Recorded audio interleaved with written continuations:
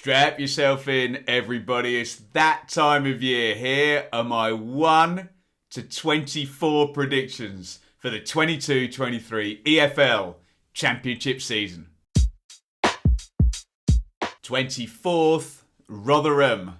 Someone's got to be there. Sorry, Millers fans. Love Paul Warne. Love going there, but I can see the yo-yo going back down. Second in League One last season, but he did trip over the line. 13th in the form table for the final 12 games of last season. Their two top scorers have been sold, as well as 42 games centre-half, Michael Ehekwa. I hope I'm wrong, but Rotherham bottom. 23rd, Birmingham City.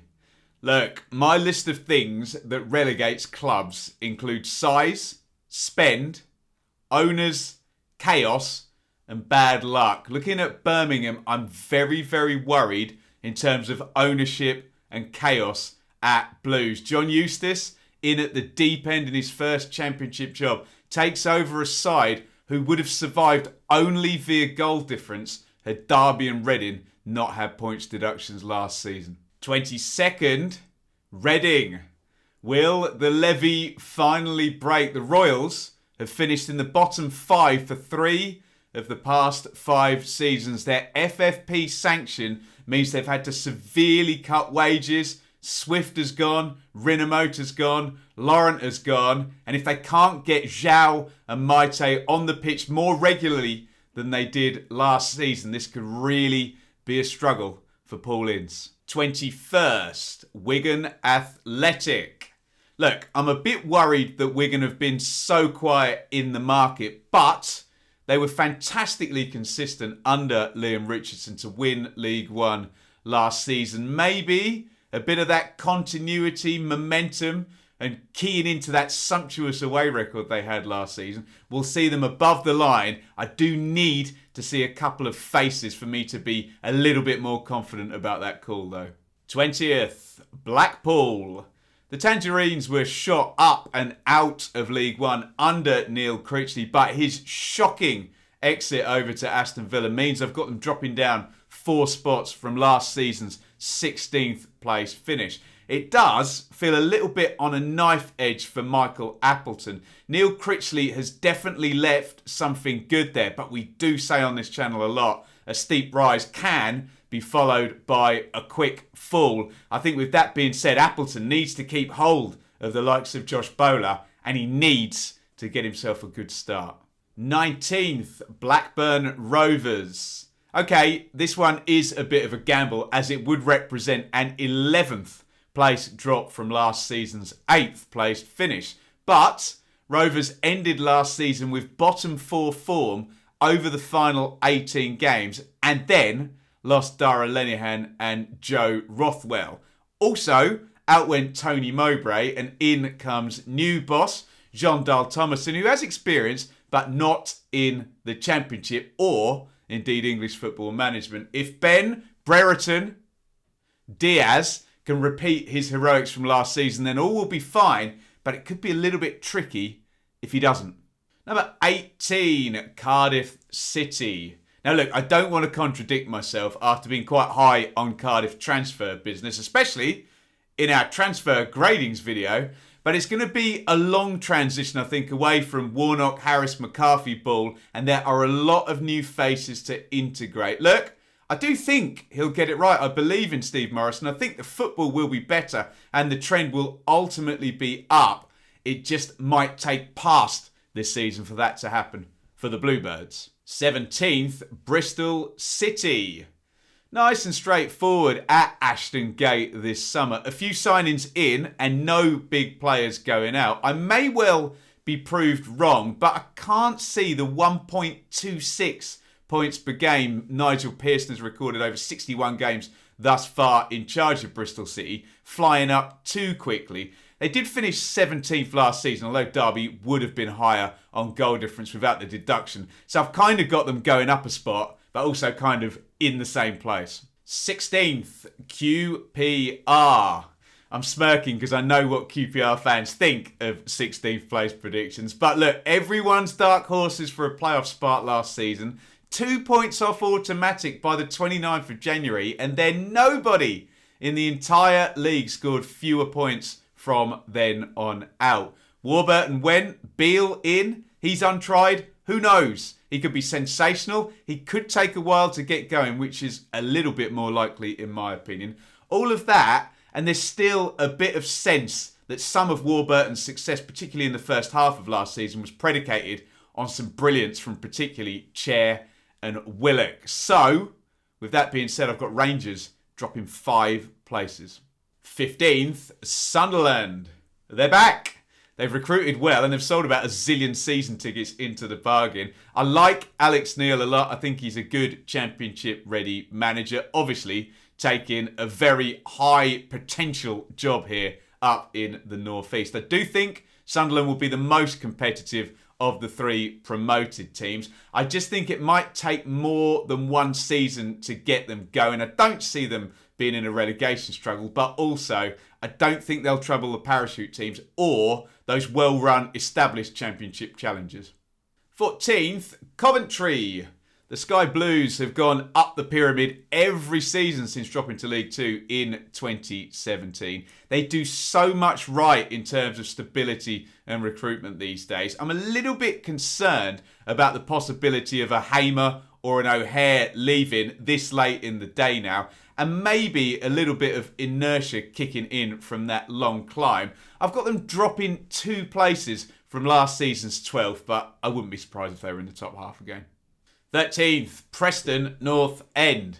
I'm trying to learn my lesson here as I consistently put Preston too low in these lists. I like the pickup of Woodman in goal, and I think maybe Reese is ready for a really strong goal-scoring season. They've not been lower than 14th in the 6 years they've been back in the Championship. And the Ryan Lowe Preston table from when he arrived in December did have them 9th. I'm going to go for just outside the top half.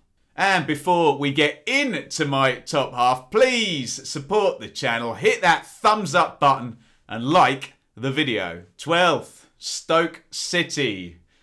Stoke. What could possibly go wrong with predicting Stoke, hey? Gone are the days of throwing wads of cash at managers, although Michael O'Neill has been given Dwight Gale, who was once a Championship goal machine cheat code. Is he still? We will find out. At the halfway mark of the past 2 seasons, Stoke have been 8th and then ended up 14th. Can they hang in there a little longer this season? I think possibly, and I've got them up 2 in 12th and into the top half. 11th, Hull City. Look, I'll level with you. I've got absolutely no idea what Hull are going to look like next season, but there's been a fair few quite ambitious, innovative, exotic incomings from the recently arrived Turkish ownership. It could very much go one of 2 ways here, but if Arveladze manages these incomings well, knits that squad and pattern of play together, there seems to be enough quality for a rise up the table. So I've got them in the top half. 10th, Huddersfield Town. Last season's major surprise story. Huddersfield were brilliant. I had them to finish 23rd in this same video last season. They finished 3rd, lost in the playoff final. And I can see a bit of a drop-off. And I don't think it's going to go full-on Barnsley, who lost Ishmael, Mowat and DK and got relegated. But surely there's going to be some kind of drop-off after that exceptional season.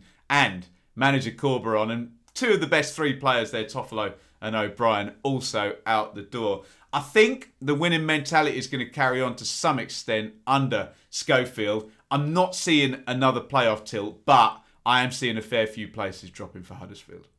9th, Swansea City. Look, we all love to watch Russ Martin's side circulate the ball, and there's this great hype about him as a manager and obvious potential. But, Russ, we need you to put a season together now, because for all the hype and all those lovely possession stats, etc., 19th and 13th with MK, 15th with Swansea last season. Look, he was setting things up last season, and I do think there's going to be a push up the table this season. Pirro and Obafemi together for the whole season could be very good. Darling looks like a no-brainer pickup in terms of the way they want to play at centre-half. And there may be a bit more money to spend from the Flynn Downs sale. It's all pointing in the right direction. Can Russ Martin deliver now? 8th, Millwall. The transfer window was all about Jed Wallace. They've lost their talisman, but the incomings do look very nice for Millwall. And instead of looking at them as punching above their weight to get in the top 10, we're now starting to expect it. They are established in that region of the English football pyramid. I've got them up a position last season from 9th. I think it might well be a little locked up ahead of them. So the slow build to the playoffs under Gary Rowett may need to continue for another season. 7th, Luton Town. I've got Luton dropping down one place from last season's really excellent 6th place playoff finish, which I feel a little bit weird about because I actually think they've recruited really well and they've got a better squad than they did last season.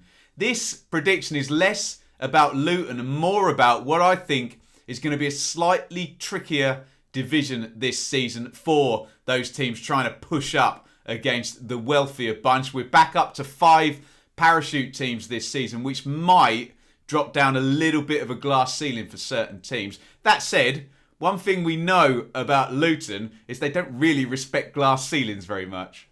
6th, Burnley. I think Burnley have got a lot to cope with here this season. They've gone down and parted company with a manager who was literally part of the fabric and success of their club for so long. They've lost key players and gambled somewhat on bringing in Vincent Kompany, who, yes, has a gigantic reputation as a player, but is essentially untried in English football management. That said, they've gone young and hungry on the recruitment side, and surely, should they keep the majority of those names already at the club, there's going to be enough quality there to carry Kompany through his first season and get at least a top 6 spot. 5th, West Bromwich Albion. West Brom got it all wrong last season. They went with the hot hand in Valerian Ismail and crashed and burned.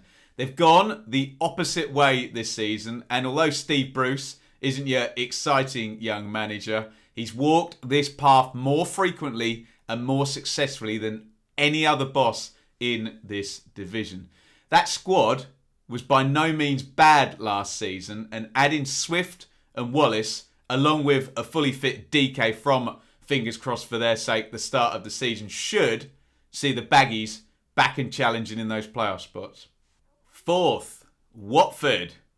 Oh, I'm so conflicted with the newly relegated teams this season. Maybe Watford have the best individual star power of all of them, especially if one or other of Dennis or Sarr stays put. They've done their usual innovative sort of European recruitment, and a lot of the remaining players have crushed the Championship before. My question, as is everybody's question, is with the manager and the owners, can Edwards step up and get a decent start, knit that squad together in the first 3 months? And can the owners there be patient if it's not going so well? 3rd, Middlesbrough. It was too soon for Chris Wilder last season to repeat his Sheffield United heroics over at Borough as they missed the playoffs by 1 spot. Lenihan and Giles will fit in nicely into that fabled Chris Wilder playing shape. He'll presumably have some of the Jed Spence money to invest in a striker. That seems rather necessary. And Isaiah Jones next season, with a full season of Championship football under his belt, should be fearsome if he stays fit. If Stefan on loan from Man City in goal solves the keeping issues, this could be a very good season up at the Riverside. 2nd, Sheffield United. Paul Heckingbottom and Stuart McCall scored 1.92 points per game in their 27 matches in charge of the Blades last season. It was automatic promotion form, but it was penalties in the playoff semi. And I think most of us can see they're probably getting promoted last season, but for an even better tilt towards the end of the season from Steve Cooper and Nottingham Forest. There is still momentum there. The team defended fantastically under Heckingbottom, particularly at Bramall Lane. So, a few things, and I think there's going to be a very good season for the Blades. Away form needs a little bit of a pickup. They need a tune out of Brewster or McBurney up top, and maybe an incoming. Morgan Gibbs-White is not going to be around, and they could really do with Sander Berger being around and fit all season. If all of that works well, I can see a very good season at Bramall Lane. First, Norwich City. Oh, it's boring, isn't it? I'm sorry. Okay, look, no Buendia this time, who pretty much guarantees championship promotion, doesn't he? But Norwich will probably return back down like the year sixes after going on their high school induction days and transform from timid, awkward pre-teens to the kings of the championship schoolyard once again. Aarons may go. That might work out all right if they invest the money merely competently. If Pookie stays fit, he's a championship goal machine. So they need a competent window, but the squad strength should already be good enough to maintain a challenge this season. Of the three relegated teams, they do have the manager with the best CV and a promotion on it as well. Can Dean Smith do it without Jack Grealish? We'll find out, but I'd imagine he can. And there you have it, my 1 to 24, all done. The most nerve-wracking YouTube video of the year. I've done my bit. Now you do yours. Get yourself involved in the comments. You know, it's nice if you comment on your club and your club alone. But come on, guys. Stick your neck on the block. Walk the same treacherous path as I did and reply with your own 1 to 24 list. Optimism and hope is always at its highest in July. So, keep calm. Don't take any of my predictions personally. You should know me by now. Everything is said in absolute good faith. To try and save myself some time and energy, I'm going to write a pinned comment down there and preemptively answer some of the most common and emotional replies we always get on this video each year. How exactly do I know what the comments are going to be before they've even come in? Well, we've been doing this a fair wee while on this channel. So, if you want to see some of my past attempts to predict the most unpredictable league in world football, why not click here to see my 2019 effort. Here, you will see my 2020 effort. And over here, my 2021